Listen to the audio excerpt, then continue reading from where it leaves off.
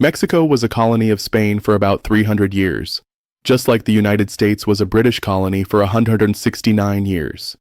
When Spanish leaders were running things from Spain and had their colony in what we now call Mexico, they looked around at the surrounding lands, which today are part of the USA, and saw areas like California, Utah, Arizona, Texas, and Colorado. These places were just surrounding regions to them, so they said, "We might as well take this land too and add it to our base in Mexico."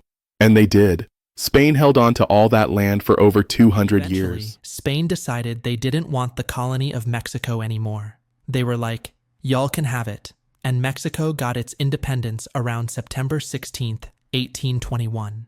But Spain didn't officially recognize that independence until 1836.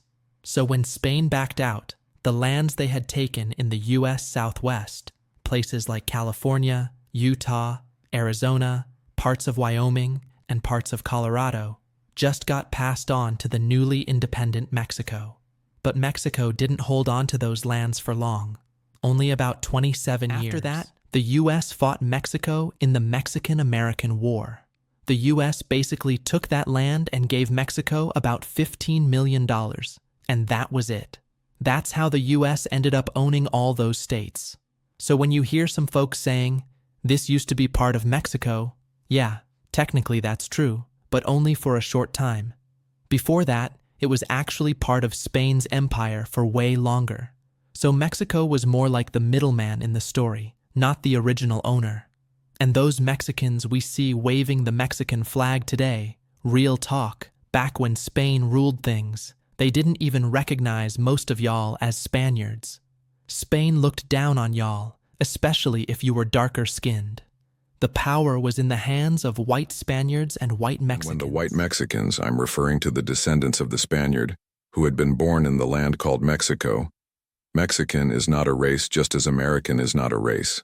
It's a landmass. The darker-skinned people didn't have control, and we can get into another video later on where that darker skin actually comes from.